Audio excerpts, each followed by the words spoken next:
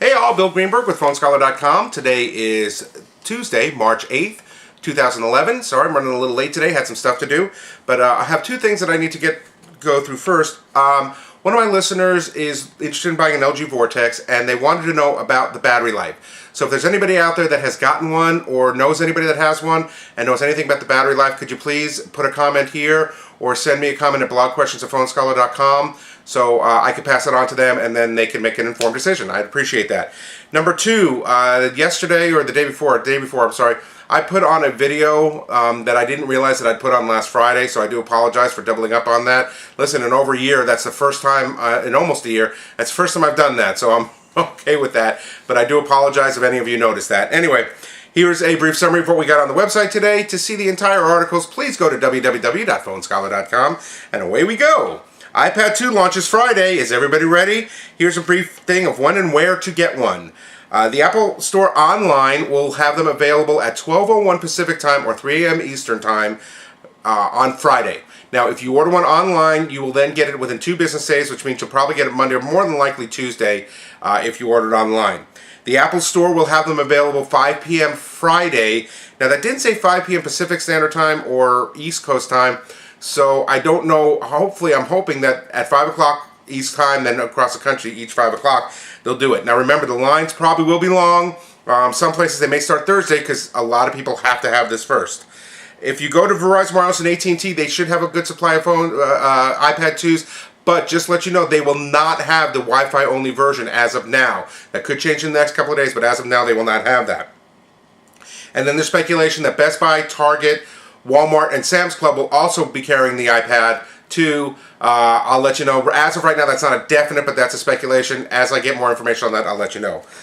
Next, iPad 2 data plans compared. Verizon Wireless versus AT&T. Now, if you're going to get this on a 3G network, obviously the best 3G network for you to work, but if you're going to get this on Wi-Fi only, they're both going to work exactly the same, or they should, so then you have to go by what's the data plan is going to be best for you.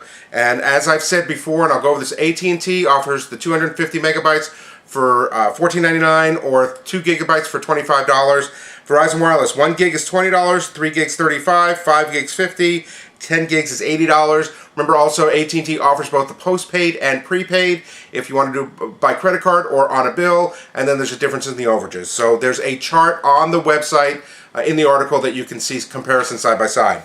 Next, 8 must-have Android security apps. And we all know that there's been a lot of problems with malware and infected malware and developers, bad developers, hackers putting stuff on there so they can make money off of you, stuff like that. In fact, Google last week had to kill 50 apps off the app market and then send out a kill switch, or turn on a kill switch to repair or replace the apps on consumers' phones as you go.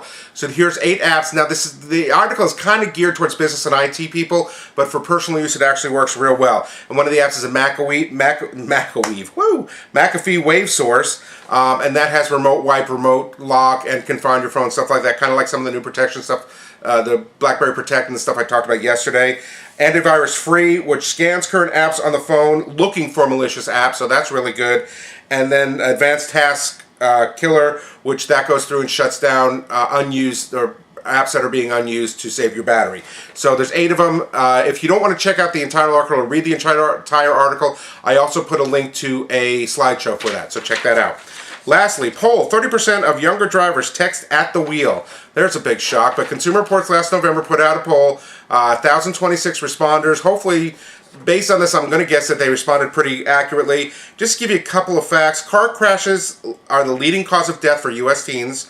5,500 killed and 500,000 injured drivers in 2009 related to distracted driving.